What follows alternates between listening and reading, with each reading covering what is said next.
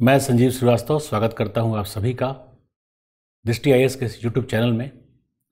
दृष्टि आईएएस ने यूपीएससी के साथ साथ राज्य लोक सेवा आयोग के लिए भी कई कोर्सेज या योजनाएं प्रारंभ की हैं, जिसमें कई बार ऐसा विचार आता था कि वे परीक्षार्थी किसी कारण से जो दृष्टि के दिल्ली या प्रयागराज केंद्र पर आकर क्लास नहीं अटेंड कर पाते, परंतु पूरे प्रतिबद्धता, गुणवत्ता और ऊर्जा के साथ लगे हुए हैं, उनके लिए भी कुछ किया जाए। इसी प्रक्रिया में दृष्टि आईएएस ने यूट्यूब चैनल प्रारंभ किया, जिसके अंतर्गत रणनीति के साथ साथ प्रश्नों को कैसे टैकल किया जाए, इस तथ्य को भी या इस अवधारणा को भी विद्यार्थियों तक आसानी से संप्रेषित किया जा सके। मैं संजीव श्रीवास्तव भूगोल और पर्यावरण तथा पारिस्थितिकी के लिए जो उत्तर प्रदेश लोक सेवा आयोग का ये चैनल है, उसमें प्रश्नों को या रणनीति को एक्सप्लेन कर रहा हूँ। इसके पहले मैंने उत्तर प्रदेश लोक सेवा आयोग के सिलेबस जो पीटी और मेंस में अलग अलग हैं, अब तो हालांकि यूपीएससी से काफ़ी मिलता जुलता ही है, तो उसकी रणनीति पर भी वीडियो बनाकर आपके सामने आपको दिया गया है। आप उसको देखिए, सीखिए, समझिए कि सिलेबस में जो टर्म्स मेंशन हैं, प्रश्नों के आने के ट्रेंड से उनके अंतर संबंध बनाकर किस प्रकार से आप प्रश्नों को तैयार करें या किस प्रकार से तथ्य अवधारणा को तैयार करें ताकि आपका सफलता सुनिश्चित हो सके। तो इसके पहले वाले वीडियो में अर्थात 2020 के उत्तर प्रदेश लोक सेवा आयोग के प्रारंभिक परीक्षा को मैंने 4 खंडों में बांटा था, पार्ट 1, पार्ट 2, पार्ट 3 और पार्ट 4। पहला वीडियो पार्ट 1 था, ये पार्ट 2 है। इसमें भी 9 प्रश्नों को हम देखेंगे थोड़ा डिटेल में कि किस प्रकार से वो प्रश्न पूछे गए हैं, उनके सोर्स या स्रोत क्या हो सकते हैं और ईजिली आप उन प्रश्नों को कैसे बना सकते हैं ताकि पीटी में आपकी सफलता सुनिश्चित हो सके। तो चलते हैं प्रश्नों की ओर। पहला प्रश्न है, विश्व के निम्नलिखित प्रदेशों में से किसमें खट्टे रसीले फलों का उत्पादन बहुत विकसित है? इसको इंग्लिश में आप देखिए। In which of the following regions of the world the production of citrus fruits is well developed? ये आप लोग जिन्होंने क्लास किया है मेरा, उनको डिटेल में बताता हूं मैं, इसमें कोई सोचने की आवश्यकता ही नहीं है। इसका उत्तर होगा भूमध्य सागरीय जलवायु प्रदेश। यहाँ तक मैंने डिस्कस किया हुआ है कि जो भूमध्य सागरीय जलवायु प्रदेश है, जैसे एक चार्ट बनाते हैं जनरली हम, ये 90 degree, 65 degree, 45 degree, 30 degree, 10 degree और 0 डिग्री। साथ ही साथ इनमें टोटल 11 दिखेंगे, जिसमें यहाँ पर जो जलवायु प्रदेश है अर्थात 30 से 45 डिग्री अक्षांश के बीच प्रायः पश्चिमी सीमांत पर समुद्र होता है, जैसे यूएसए में कैलिफोर्निया, इसको हम कहते हैं भूमध्य सागरीय जलवायु प्रदेश। तो इसका लोकेशन भी आपको दिख गया। इसके साथ साथ आपको जानकर घोर आश्चर्य होगा, यहाँ वर्षा तो केवल 70 cm वार्षिक होती है, परंतु यहाँ पर सदाबहार वनस्पति पाया जाता है। सदाबहार वनस्पति अर्थात 65 cm में कैसे पॉसिबल है कि सदाबहार वनस्पति भूमध्य सागरीय जलवायु प्रदेश में पाया जाएगा? खासकर यहाँ वृक्षों के जो छाल होते हैं, स्किन, वो मोटे होते हैं। यह प्रदेश झाड़ियों के लिए प्रसिद्ध है, जैसे चैपरल, जिसको हम श्रब्स बोलेंगे, जैसे भारत में महुआ होता है, वैसे ही भूमध्य सागरीय प्रदेश में जैतून होता है, ऑलिव। और जैतून या ऑलिव को भूमध्य सागरीय प्रदेश के जलवायु का सूचक अर्थात इंडिकेटर कहते हैं। ये सब बहुत डिटेल में क्लासेस में डिस्कशन भी होता है। जीशी लियोंग जो पुस्तक है वो काफ़ी शानदार लिखा गया और उससे बेहतर जलवायु प्रदेश को किसी ने लिखा भी नहीं है, जो सरलता से आपके समक्ष उपलब्ध हो सकता है। तो साइट्रस फ्रूट्स जैसे कि जितने भी नींबू प्रजाति के फल हैं, संतरा, मौसम्मी, इवन रस वालों में अंगूर को भी आप ले सकते हैं, आलू बुखारा, या जितने भी नींबू प्रजाति के खट्टे रस वाले फल हैं, वो सब के सब भूमध्य सागरीय जलवायु अर्थात Mediterranean type of climatic reason में बहुत ऐसे पाए जाते हैं। यहाँ तक कि रस में टमाटर, ये सारा सब्जी भी वहाँ होगा तो उसी प्रकार का होगा। टमाटर होता भारत में भी है या अन्य यूरोप के अन्य क्षेत्रों में भी होता है, परंतु टमाटर की पैदावार जिसको हम उत्पादकता कहते हैं, वो बहुत ज़्यादा पाई जाती है इस भूमध्य सागरीय जलवायु प्रदेश में। तो इस प्रश्न का उत्तर आपको मिल गया होगा, सोर्स भी। और मैं बार बार ये कहता हूँ कि विश्व के जलवायु प्रदेश से प्रत्यक्ष या अप्रत्यक्ष रूप से कम से कम 3 प्रश्न तो होता है, ये प्रश्न प्रत्यक्ष है। लेकिन यदि पारस्की प्रदेश की हम बात करें तो पारस्की प्रदेश में यहाँ पर किस प्रकार का वनस्पति होगा, यहाँ पर किस प्रकार का जंतु होगा, कहीं ना कहीं यहाँ के जलवायु की विशेषताओं से इसका सीधा सीधा अंतर संबंध होता है। अर्थात फ्लोरा फाउना या बायोम भी इसी जलवायु के घटकों पर निर्भर करते हैं। थोड़ा इस प्रकार से समझकर अंतर संबंधित कर जब आप तैयार करते हैं तो ये प्रश्न या इस प्रकार के प्रश्न जब भी आते हैं जो सामान्यतः विद्यार्थियों से नहीं बनते, आप रेडीमेड तरीके से तुरंत इसका उत्तर, मतलब कई बार आपको ऑप्शन ढूंढना नहीं पड़ता। तो चलते हैं दूसरे प्रश्न की ओर। ये इजी भी था। जो दूसरा प्रश्न है,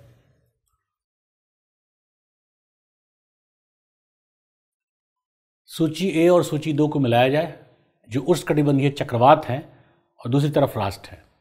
देखो, बनाने की एक विधि होती है जानो विधि, अर्थात भारत की राजधानी नई दिल्ली है, ये आपको पता है तो आप जानते हैं तो बना देंगे। कई बार होता है कि कई राष्ट्रों के या किस तथ्य आप नहीं जानते, जैसे भारत की राजधानी क्या है, लेकिन आपको यह पता है कि मुंबई नहीं है, कोलकाता नहीं है और चेन्नई भी नहीं है, तो उत्तर अपने आप हो जाएगा नई दिल्ली। तो इसको बोलते हैं छांटो विधि। एनीवे, तो यहां पे सिंपली जो हरिकेन है, आपको बढ़िया से पता है कि यूएसए में कैरिबियाई सागर या कैरिबियन सी में, कैरिबियन सागर में उत्पन्न होता है। कौन? हरिकेन, है ना। साथ ही साथ जो टाइफून है वो चीन में बनता है, दक्षिणी चीन सागर में, दक्षिणी चीन सागर और पीला सागर, पीला मतलब येलो सी तक इसका विस्तार होता है। तो यहां जापान भी हो सकता था, हाँ फिलीपींस नहीं होगा, जापान भी हो सकता था, कोरिया, अगर क्वेश्चन को टफ बनाना होता, क्योंकि जापान और कोरिया का भी वही क्षेत्र है जो चीन का ये तटवर्ती क्षेत्र आएगा। तो 2 तो आपको बढ़िया से पता था। अब देखो बी का हो जाएगा 4, चलो बी के 4 में 2 है, लेकिन सी टाइफून, सी में हो जाएगा 2। इसी दोनों से आपको उत्तर मिल जाता है, अर्थात उत्तर हो जाएगा बी। लेकिन अगर आपको पता है तो बैगुओ या बैगुआ भी बोलते हैं, ये फिलीपींस या उसके आसपास के क्षेत्रों में जहां बंदर सेंट बागवान वगैरह राष्ट्र हैं, या जो जो कोस्टल रीजन है, तटवर्ती क्षेत्र, उन क्षेत्रों में जो बैगुओ है वो स्थानीय नाम है, इसका मतलब होता है चक्रवात, बैगुओ। ठीक है। विली विलीज सबको पता है ऑस्ट्रेलिया में, ये तीसरा भी सबको पता है, मतलब चौथा। एक केवल बैगुओ शायद आपको ना पता हो, पर 3 तो सीधे पता है, तो आंसर हो जाएगा बी। तो ये प्रश्न भी काफी इजी था, है ना। अब चलते हैं हम लोग अगले प्रश्न की ओर।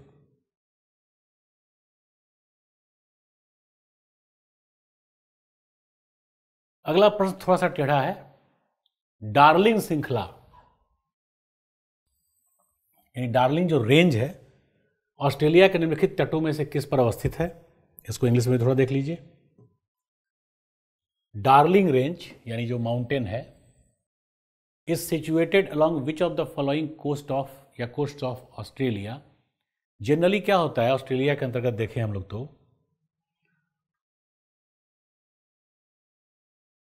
जैसे अगर ये ऑस्ट्रेलिया है,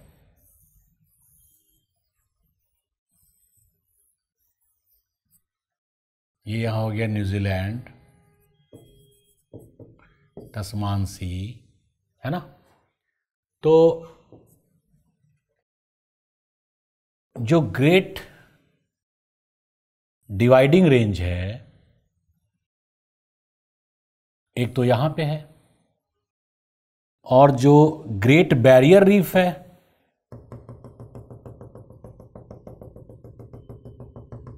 ये सागरीय क्षेत्र में यहां पर है।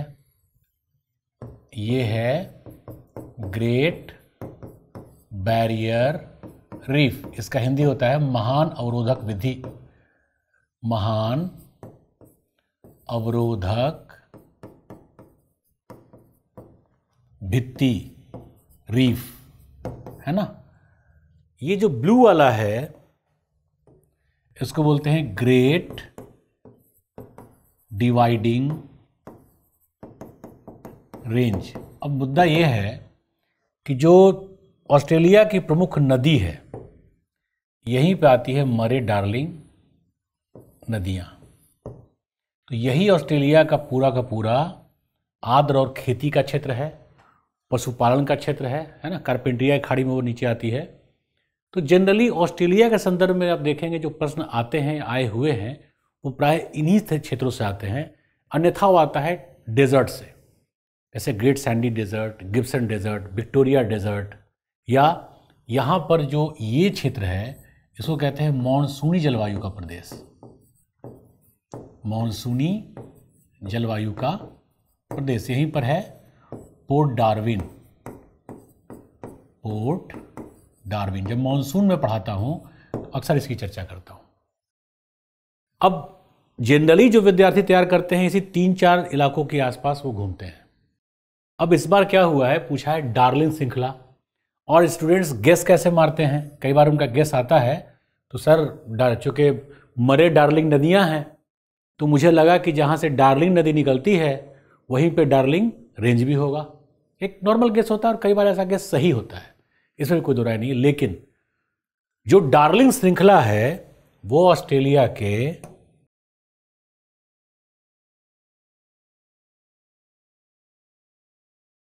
इस पूर्वी तटवर्ती क्षेत्र के पास है, सॉरी पश्चिमी तटवर्ती क्षेत्र के पास है। यही है डार्लिंग श्रृंखला।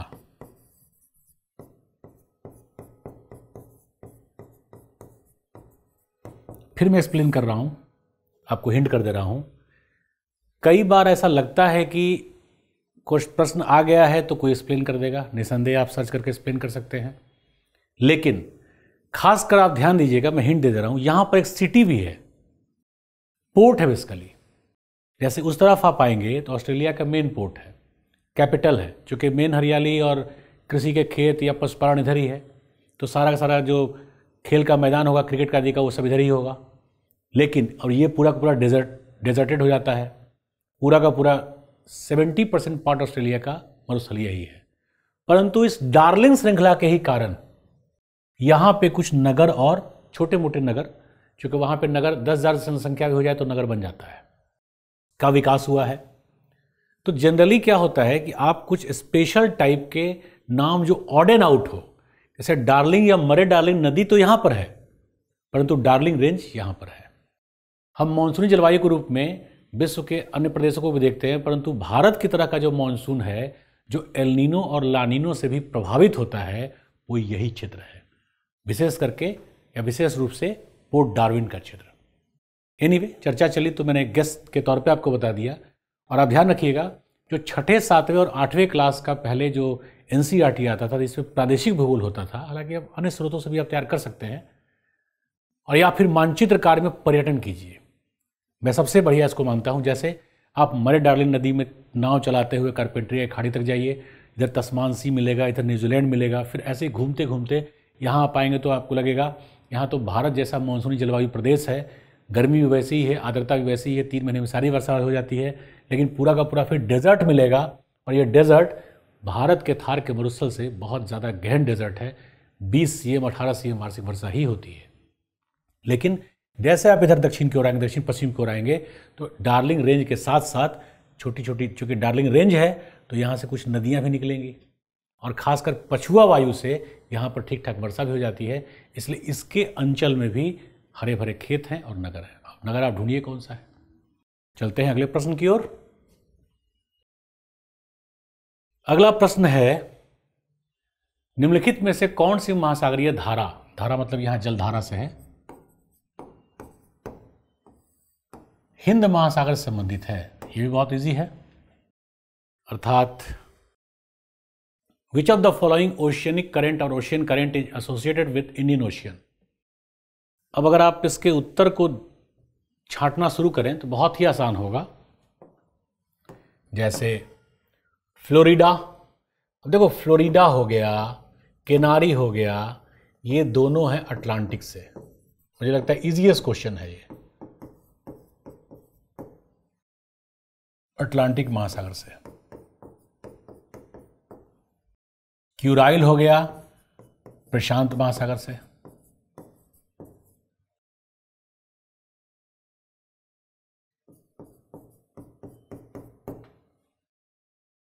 ठीक है। लोकेशन वाइज देखेंगे तो जहाँ कमचटका प्रायद्वीप है वहीं पर क्यूराइल आर्कटिक लागू है, अर्थात यदि अटलांटिक महासागर, पहले प्रशांत को भी देख लेते हैं, प्रशांत में कोरिया और यहीं पे कमचटका प्रायद्वीप है, यहीं पे क्यूराइल द्वीप समूह है, तो ओयोसी वो जब आती है आगे तो यहीं पे कहते हैं क्यूराइल, और ये एक ठंडी जलधारा है। जो फ्लोरिडा और किनारी है तो यूएसए के फ्लोरिडा प्रायद्वीप, अर्थात जो गल्फ स्ट्रीम है, यहां से यहां तक है गल्फ स्ट्रीम, इसको बोलते हैं फ्लोरिडा प्रायद्वीप।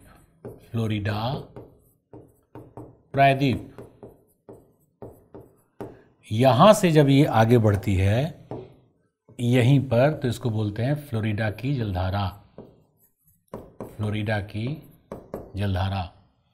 अब मुद्दा है किनारी का, तो अफ्रीका आपको याद होगा, अफ्रीका के पास ही किनारी आइलैंड है, यहां पर है किनारी द्वीप, तो यहीं पर जलधारा जो होगी शीतल, उसको बोलेंगे किनारी जलधारा।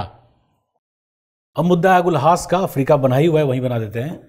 देखो यहां पे जो southern Indian ocean warm current है अफ्रीका के तट से टकरा कर नीचे आता है, तो सबसे पहले कहते हैं नेटाल की जलधारा। फिर यहां पर मेडागास्कर भी है, ये रहा मेडागास्कर के पास नेटाल से जब आगे बढ़ेंगे तो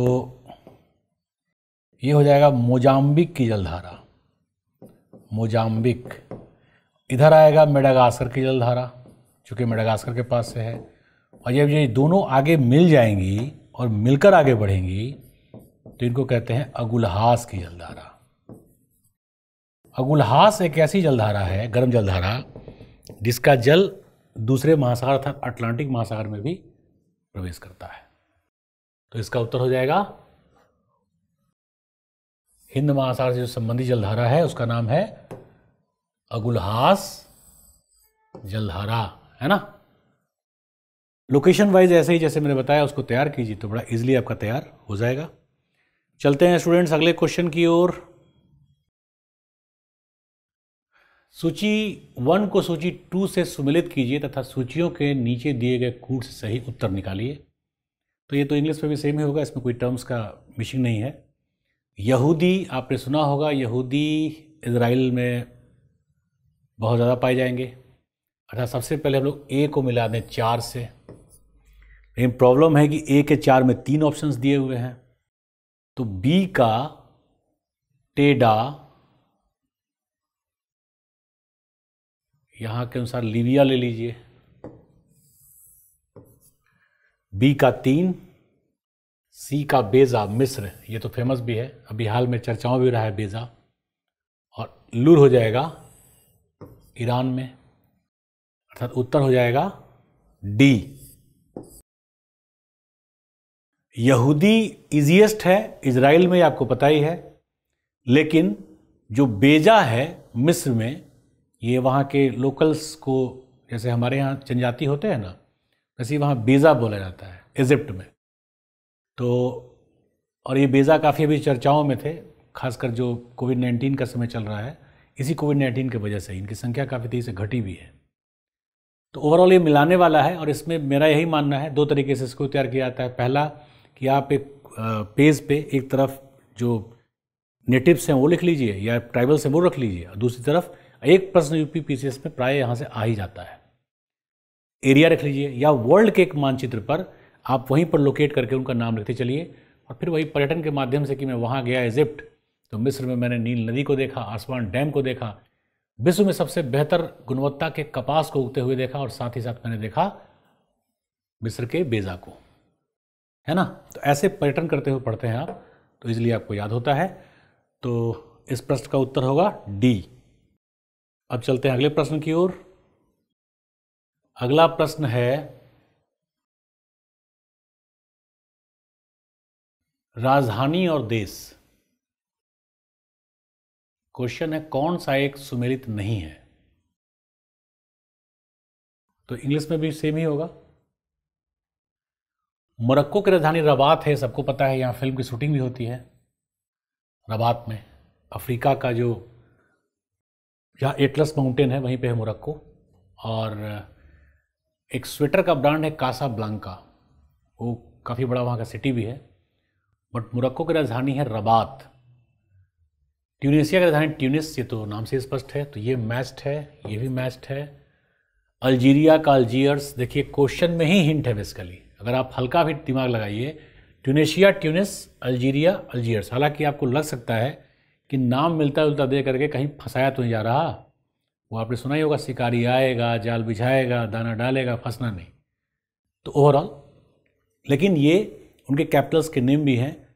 जो केप वर्डे है, यहाँ आपको थोड़ा सा जानना पड़ेगा, केप वर्डे की राजधानी बमाको नहीं है, प्राइया है। प्राइया अर्थात सुमेलित नहीं है में उत्तर होगा केप वर्डे,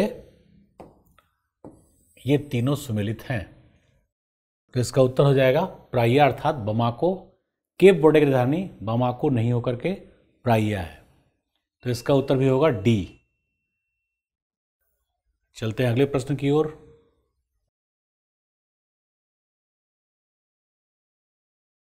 दक्षिण अफ्रीका का पोस्ट माबुर्स और उसका समीपवर्ती क्षेत्र, बेसिकली ये माइनिंग के लिए पूरा का पूरा एरिया ही फेमस है, किस खनिज के उत्पादन के लिए प्रसिद्ध है? देखो, यूरेनियम तो वहाँ पे उस एरिया में होगा ही नहीं, सवाल ही पैदा नहीं होता। बॉक्साइट थोड़ा बहुत होता है, अब्रक भी बहुत कम है, मूल रूप से होगा मैग्नीज। जो पोस्ट मार्सबुर्ग है, पोस्ट मार्सबुर्ग में सीमित रूप से हीरे का भी खनन कई बार निकलता होता है वहाँ पे। जैसे मध्य प्रदेश है ना, मध्य प्रदेश में जो पन्ना की खाने हैं जहाँ से हीरे का माइनिंग होता है, या आप दक्षिण में आएंगे तो कटनी या फिर मैहर जो सतपुड़ा रेंज है, वहाँ पे बॉक्साइट का खनन बहुत ज़्यादा होता है। तो मध्य प्रदेश प्रकार का ही पठारी भूभाग है साउथ अफ्रीका का भी। खास करके साउथ अफ्रीका का जो पोस्ट मार्सबुर्ग है वो उसी प्रकार के स्थलाकृतिक विशेषताओं से जुड़ा हुआ या उसी प्रकार का है। तो वहाँ पे मैग्नीज हो गया, थोड़ा बहुत बॉक्साइट, बॉक्साइट कम है, मैग्नीज ही ज़्यादा है वहाँ पे। और उसका उत्तरी भाग डायमंड माइनिंग के लिए भी या कटिंग के लिए भी फेमस है, माइनिंग के लिए मिली। तो मैंगनीज इसका उत्तर हो जाएगा। अब फिर आपका प्रश्न होगा, अब देखिए सारा का सारा प्रश्न विश्व भूगोल से आ रहा है। अच्छी बात क्या है, या तो कैपिटल से या फिर उसके किसी खासकर कृषि से या खनन से है। जैसे भूमध्यसागरीय जलवायु जो पहला प्रश्न था इस पार्ट 2 का, वो साइट्रस फ्रूट से यानी नींबू प्रजाति के खट्टे फलों से जो संबंधित था, वो था विश्व के जलवायु प्रदेश और साथ साथ वहाँ पे जलवायु के अनुरूप किस प्रकार से कृषि का विकास हुआ है या हो सकता है ना। तो इसमें हो जाएगा उत्तर मैंगनीज। अब चलते हैं हम लोग अगले प्रश्न की ओर।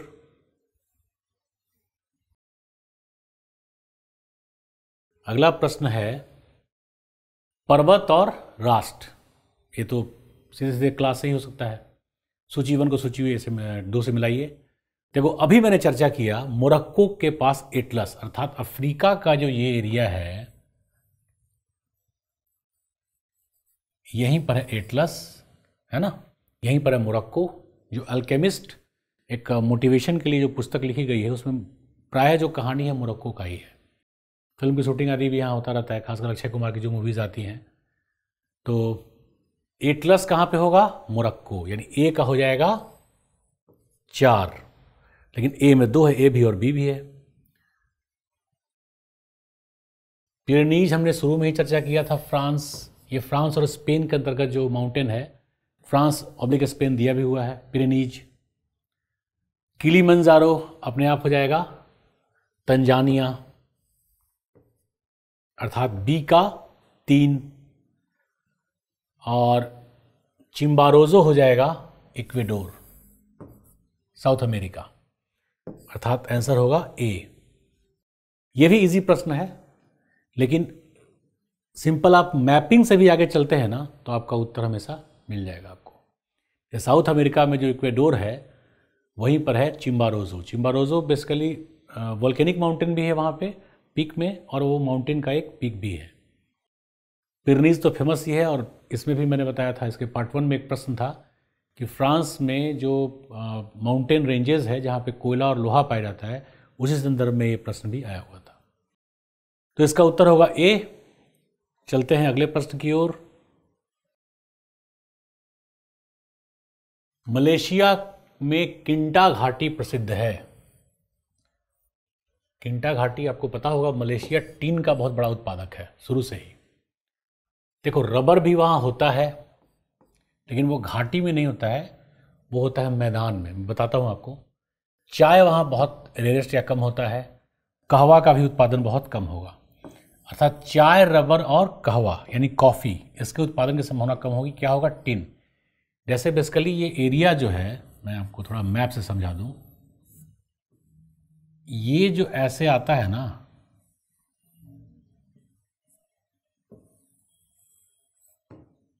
इसी का ये वाला पार्ट मलेशिया है, और जो किंटा घाटी है उसका ये सेंट्रल पार्ट किंटा घाटी है। इसके लिए एक सेंट्रल पार्ट अपलैंड है जो पठार की तरह है, चारों ओर इसकी नदियाँ निकलती हैं। तो चाय की खेती आदि का इसलिए भी यहाँ पे संभावना कम है, चूँकि देखो आप ध्यान से तो विषुवत रेखा से काफ़ी निकट है, यानी यहाँ गर्मी होगी। और चाय एक समशीतोष्ण अर्थात शीतोष्ण प्रकार का पौधा है, वनस्पति है। दूसरा, ये वहीं पे हो सकता है जहाँ जलवायु शीतोष्ण हो, यहाँ शीतोष्ण है नहीं, तो चाय खत्म हो गया। दूसरा, रबर। तो रबर इंडोनेशिया और मलेशिया में होता है, परंतु इसके पास एरिया बहुत कम है, इसलिए खासकर किंटा घाटी में, चूँकि वैली वाला पोर्शन हो जाता है वो, तो यहाँ पर रबर की खेती नहीं होती। रबर की खेती उसके पूर्वी तटवर्ती भागों में ज़्यादा होती है। और कॉफ़ी भी यहाँ पे संभावनाएं कम है, चूँकि विषुवतीय प्रदेश में वर्षा ज़्यादा होती है, इसलिए कॉफ़ी या कहवा वहाँ पे उत्पादित नहीं होगा। और वैसे भी ये माइनिंग से कंसर्न है, तो इसका उत्तर हो जाएगा टिन। अर्थात जो मलेशिया का किंटा घाटी है वो टिन के उत्पादन के लिए फेमस है, और मलेशिया अभी भी टिन में वर्ल्ड का लार्जेस्ट या सेकेंड लार्जेस्ट हमेशा रहता है, अभी लार्जेस्ट है। चलते हैं अगले प्रश्न की ओर। यहीं पे 9वां प्रश्न पूरा होता है। इसके पश्चात 9 प्रश्न समाप्त होते हैं, और धन्यवाद का बोर्ड आपको दिख रहा होगा। आपको मैंने पहले ही बताया कि टीम दृष्टि का ये प्रयास है, वे विद्यार्थी जो सुदूरतम हैं, किसी कारण से सेंटर पर आकर क्लासेस अटेंड नहीं कर पा रहे हैं, परंतु कमिटेड हैं, प्रतिबद्ध के साथ साथ ऊर्जा के साथ पूरी गहनता के साथ तैयारी कर रहे हैं, उनके हेल्प के लिए, उनकी समझ के लिए टीम दृष्टि ने ये योजना प्रारंभ किया है। और दृष्टि के इस यूट्यूब चैनल के माध्यम से आप प्रश्नों के सोर्स तक और प्रश्नों के बनाने के तकनीकी को बढ़िया समझ सकते हैं। क्योंकि भूगोल में पहले ही कहावत है, दिन में पढ़ा रात में सफ़ा, अर्थात भूगोल तो बस गोल है, चाहे जितना पढ़ लीजिए रात को गोल ही हो जाना है। ऐसा बिल्कुल नहीं है, ये बड़ा ही एक कंसेप्चुअल विषय है। क्लैरिटी यदि एक बार बन गई तो आगे फिर दिक्कत होगी नहीं। तो इसी के साथ उत्तर प्रदेश लोक सेवा आयोग के 2020 के प्रारंभिक परीक्षा में, जिसको 4 खंडों में बांट करके हमने वीडियो बनाने का कहा था आपसे, या वीडियो प्रस्तुत करने का कहा था आपसे हमने, पार्ट 1 इसके पहले आप देख चुके होंगे, तो ये पार्ट 2 भी अब समाप्त हुआ। मिलते हैं हम लोग जल्दी ही पार्ट 3 में। Thank you and all the best.